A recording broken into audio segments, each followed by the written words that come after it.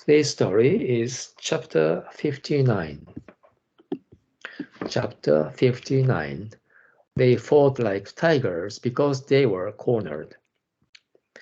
Han Xin was a brilliant Chinese general of ancient times.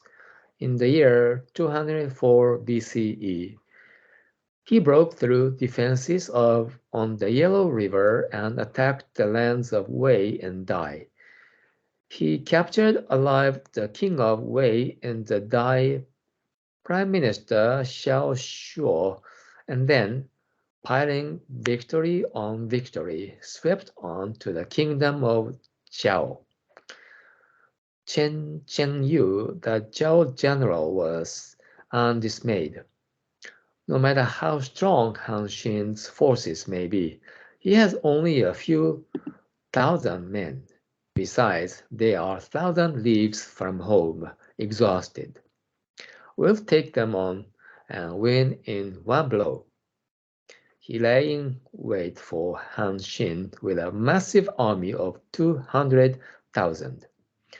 Though accurate in his assessment, Chen Yu overlooked one thing: Han Xin's genius in deploying troops.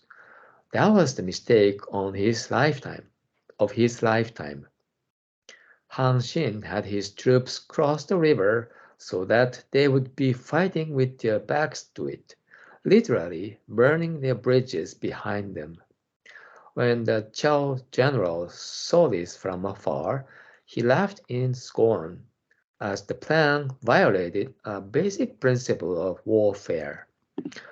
Common sense dictated that an army fighting defensively by a river should camp on the side away from the enemy so that the river would be an obstacle, reducing the enemy's strength.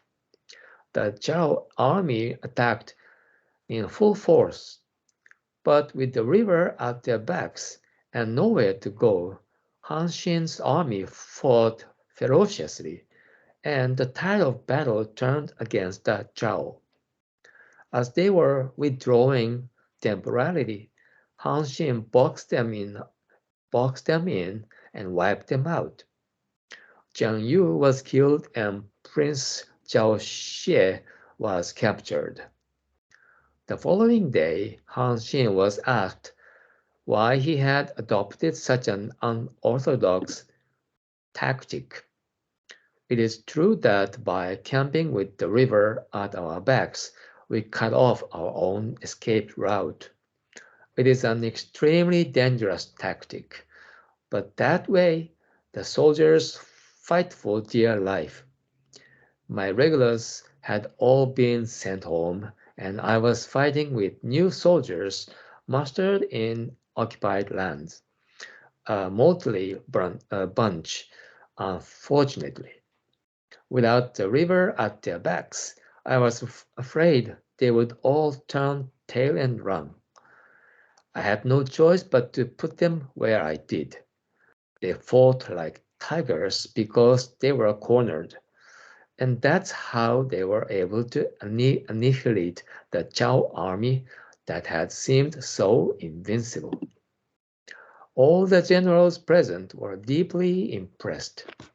Resolution in the face of death opens a way. So this episode is very much well known in mainly Eastern Asia, including Japan. Actually, I learned this episode in high school class. It was history class or literature class, I forgot. But it's very famous. And yeah, even those high school students learn this, the importance of burning the bridge behind. Of course, not many of them put it into practice, but as knowledge, they learn. Yeah, I think because there is an expression of burning bridge. Yeah, it's universally known truth. I think once we burn the bridge, there's no escape there's no escape route. So we have to fight like tigers. Actually, human beings usually don't use all our capacity, all our potential.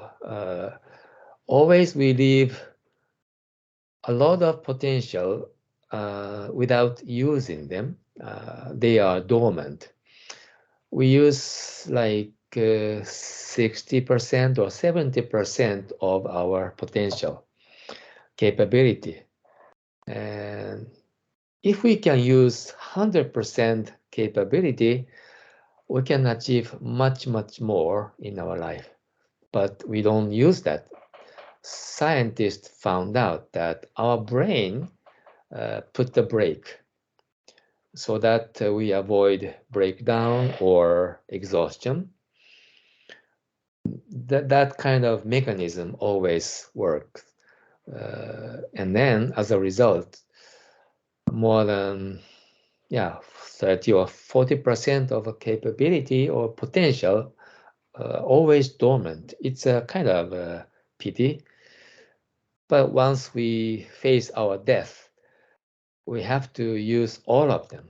We use all our potential and burn like a big fire. And then